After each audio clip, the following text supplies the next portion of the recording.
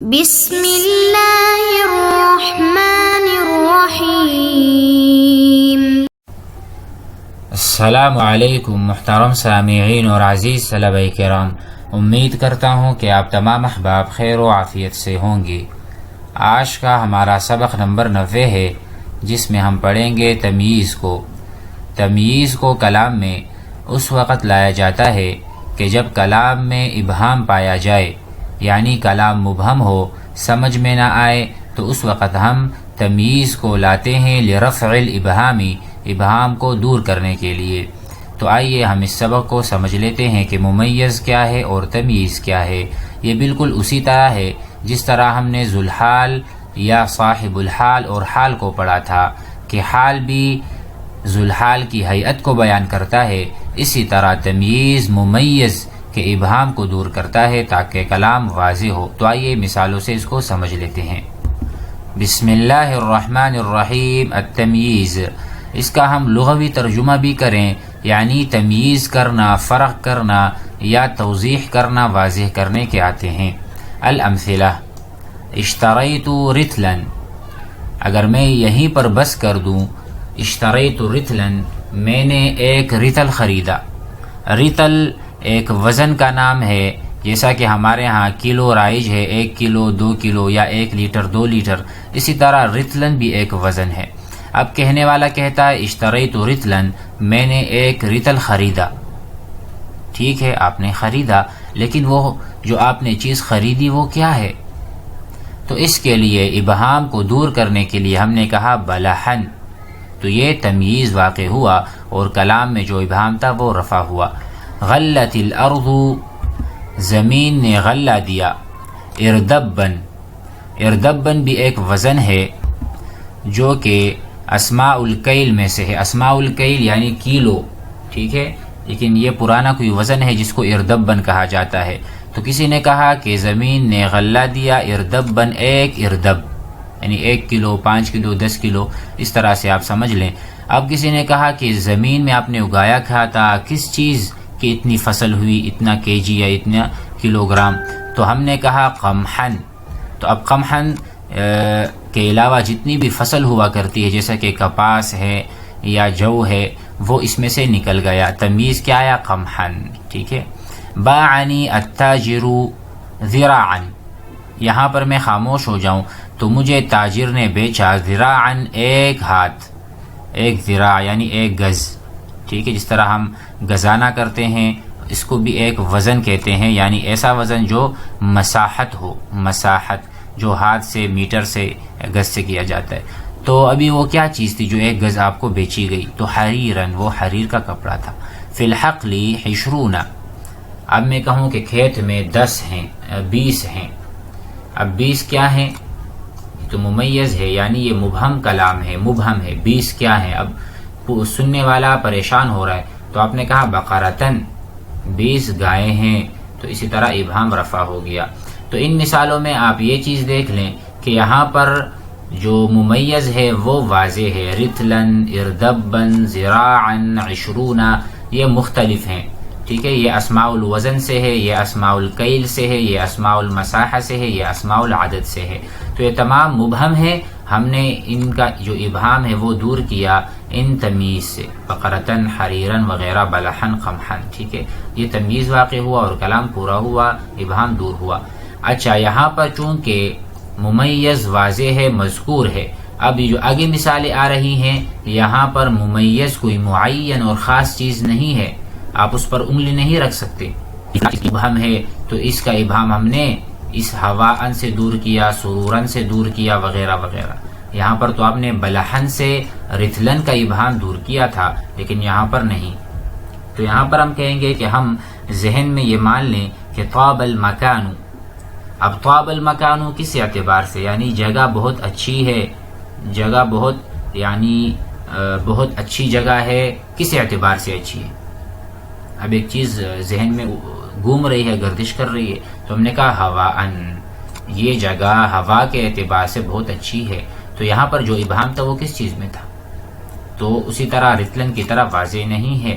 فاض القلب، دل بہت یعنی دل بھر آیا، یا فاضا کے معنی ہیں فیاضان کے، جیسا کہ چیز باہر کو آ رہی ہو. تو فاض القلب، قلب دل جو ہے وہ بہت یعنی سرور کی کیفیت، سرورن آگے آ گیا تو مطلب چلا کہ دل غمگین نہیں ہے بلکہ خوش ہے، خوشی سے وہ لبریز ہے. العنب من الذ انواع الفاکہۃ، یہاں تک تو ٹھیک ہے. طعما کس اعتبار سے؟ طعم یعنی ذائقے کے اعتبار سے. القاہرۃ اکثر من الاسکندریۃ، قاہرہ جو ملک ہے اس میں زیادہ ہیں اسکندریہ کے اعتبار سے. کس اعتبار؟ سکانن، جو لوگ اس میں مقیم ہیں، یعنی اسکندریہ میں لوگ کم رہائش پذیر ہیں اور قاہرہ میں زیادہ لوگ رہائش پذیر ہیں اور رہتے ہیں. تو یہ انشاءاللہ بحث سے بات واضح ہو جائے گی کہ یہاں پر مبہم یعنی جو ممیز ہے وہ مبہم ہے، یعنی کلام میں واضح نہیں ہے، نظر نہیں آ رہا، البتہ وہ معنوی ہے اور مقدر ہے. البحث اذا قلت، اگر آپ کہیں اشتریت رطلا لم يفهم السامع ما تريده بالرطل، کہ سننے والا نہیں سمجھے گا کہ آپ کیا چاہتے ہیں رطل سے. فهو لا يدري، کہ وہ نہیں جانتا. ابلحا اشتریتا، کہ آپ نے بلح خریدا ہے. ام سمنن، یا آپ نے گھی خریدا ہے. ام عسلا، یا آپ نے شہد خریدا ہے. ام سکرن، یا چینی یا گڑ. وذالک، کیونکہ لأن الرطل، کیونکہ رطل اسم مبہم، اسم مبہم ہے. یصلح، وہ صالح ہے. لأن تراد به هذه المعانی الکثیرہ، کہ آپ اس کے ذریعے سے یہ تمام معانی مراد لیں. تو اس لیے وہ مبہم رہا، معین نہیں ہے اور اس میں تمییز نہیں پائی گئی. لذالک ولکنک اذا قلت، اگر آپ مزید یہ کہہ دیں بلحن، زال الابہام، ابہام دور ہو جائے گا. وفہم السامع، اور سننے والا سمجھ جائے گا. مراد کا، آپ کی مراد تمام الفہمی، اور فہم کے آخری حد تک پہنچ جائے گا. لأنک میزت لہ، کیونکہ آپ نے اس کے لیے تمییز بتا دی. الرطل، کے رطل سے تمییز اس کی کیا ہے. وبینت لہ المقصود منہ، اور رطل سے آپ نے مقصود بھی بیان کر دیا کہ رطل کیا خریدا ہے اس نے. ولذالک یسمى لفظ بلحن تمییزا، اسی لیے لفظ بلح کو ہم تمییز کہیں گے کہ اس نے واضح کر دیا. کما یسمى الاسم المبہم، جس طرح کہا جاتا ہے اسم مبہم کو رطلن کو، یعنی کہ ممیزن. تو رطلن ممیز ہے جملے میں اور بلحن اس کی تمییز ہے کیونکہ اس نے واضح کیا. وبذالک تستطيع ان تقول، اسی سے آپ کہہ سکتے ہیں یا اس کے ذریعے سے آپ کہہ سکتے ہیں ان کل اسم من الاسماء الاخیرہ، اس طرح کے تمام اسماء جو آخر میں ہیں، فی الامثلۃ المتقدمہ، گزشتہ مثالوں میں، تمییز للمبہم، مبہم کے لیے تمییز ہے، قبل اس سے پہلے اسم کے لیے تمییز ہے. وَإِنَّ ذَلِكَ الْمُبْهَمْ هُوَ الْمُمَيَّزْ، اور وہ جو مبہم کلام ہے یا جس سے معنی سمجھ میں نہیں آ رہا اس کو ہم ممیز کہیں گے، یعنی ترکیب میں. وَإِذَا بَحَثْنَا، اگر ہم تلاش کریں عن الممیز فی الامثلۃ المتقدمہ، گزشتہ مثالوں میں، وجدنا، ہم اسے پائیں گے فی الاربعۃ الاولی، پہلی قسم کی 4 مثالوں میں، جیسا کہ میں نے بتایا تھا. مذکوراً فی اللفظ، کہ وہ لفظوں میں بھی مذکور ہے. کیا چیز؟ بھئی ممیز جو ہے وہ لفظوں میں مذکور ہے، نظر آ رہا ہے. فهو في المثال الأول رتلا وهو من أسماء الوزن، وفي الثاني أي في المثال الثاني إردبا وهو من أسماء الكيل، وفي الثالث ذراعا وهو من أسماء المساحة، وفي الرابع 20 وهو من أسماء العدد. تو یہ ہم نے اس کی شرح بھی کر دی تھی. اما فی الامثلۃ الاربعۃ الاخیرہ، دوسری قسم کی جو مثالیں ہیں، فإنا لا نجد الممیز، کہ ہم وہاں نہیں پاتے، للممیز ذکرا، کہ وہاں پر ممیز کا ذکر ہی نہیں ہوا سرے سے، فی مثال منہا، کسی ایک مثال میں بھی. ولکن السامع یلحظہ ویفہمہ، لیکن سننے والا سمجھ جاتا ہے اور اس کو لحاظ یعنی یلحظہ دیکھ لیتا ہے، ویفہمہ سمجھ لیتا ہے. حین یسمع الجمل، جب جملہ وہ سنتا ہے. فاذا سمع، جب وہ سنے گا جملہ طاب المکان جملے کو، مثلا لحظ، تو وہ ملاحظ یعنی اس کے سامنے ہوگا یہ بات، یا وہ دیکھ لے گا اس چیز کو، سمجھ لے گا یا بھانپ لے گا. ان الذی طاب، جو چیز اچھا ہوا ہے یا اچھی ہوئی ہے، ہوا شیء من الاشیاء المنسوبۃ للمکان، وہ چیز ہے جس کی نسبت مکان کی طرف. طاب المکان، تو جگہ جو اچھی ہوئی ہے، بہتر ہوئی ہے، وہ کس چیز کے ذریعے سے ہوئی ہے؟ جگہ تو پوری دنیا میں جگہ ہیں، پوری دنیا ایک جگہ ہے، ایک مکان ہے، لیکن یہ جو بتا رہے طاب المکان، تو تو ظاہر ہے کوئی چیز اس مکان کی طرف منسوب ہے جو کہ اچھی ہے، تو یہ ایک ذہن میں بات آ جاتی ہے سامع کے، وَلَكِنَّهُ لَا يَدْرِي لیکن وہ نہیں جانتا ما هو ذَلِكَ الشَّيْء کہ وہ چیز کیا ہے، اَهُوَ مَاؤُهُ کیا وہ اس جگہ کا پانی ہے، ام تربتُهُ یا وہ اس جگہ کی مٹی اچھی ہے، ام هَوَاؤُهُ یا اس جگہ کی ہوا اچھی ہے۔ فَإِذَا ذَكَرْتَ لَهُ التَّمْيِيزَ اگر آپ اس کے لیے بیان کر دیں گے، تمییز ذکر کر دیں گے، تَعَيَّنَ الْمُرَادُ مراد متعین ہو جائے گا اور مقصود متعین ہو جائے گا۔ فالممیز ہونا تو یہاں پر ممیز کیا ہے، ملحوظ و مفہوم من الجملہ، بس ملحوظ ہے اور مفہوم ہے، طاب المکان، لیکن اس میں رتلن جیسا کہ رتلن اور اس کے علاوہ اردبن اور ذراعن وغیرہ کی طرح واضح نہیں ہے ممیز۔ وَإِنْ كَانَ غَيْرُ مَذْكُورٍ فِي اللَّفْظِ تو وہ مفہوم ہے جملے میں، نہ کہ وہ مذکور ہے فی اللفظ، الفاظ میں مذکور نہیں۔ وَكَذَلِكَ يُقَالُ فِي الْأَمْثِلَةِ الْبَاقِيَةِ اسی طرح باقی مثالوں کو بھی آپ سمجھ لیں کہ وہاں پر بھی ممیز مذکور نہیں ہے فی اللفظ بل ملحوظ و مفہوم فی الذہن۔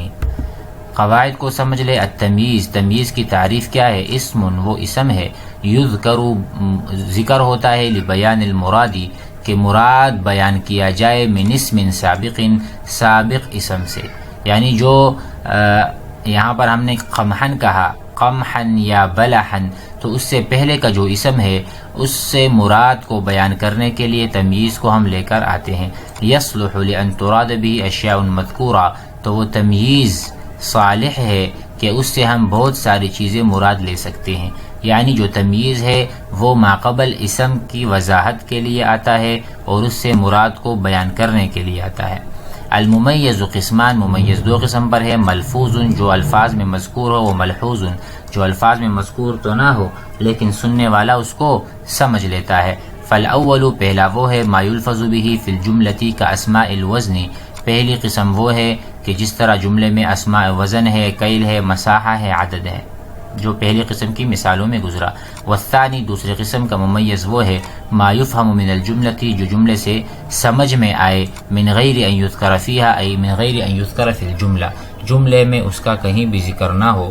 امید ہے کہ سبق سمجھ میں آ گیا ہوگا، تو اس طرح کی مثالیں بنائیے اور 5 مثالیں لکھیں۔ 5 مثالیں وہ ہوں جس میں ممیز مذکور ہو، ملفوظ ہو، اور 5 مثالیں وہ ہوں جس میں ممیز ملحوظ اور مفہوم ہو۔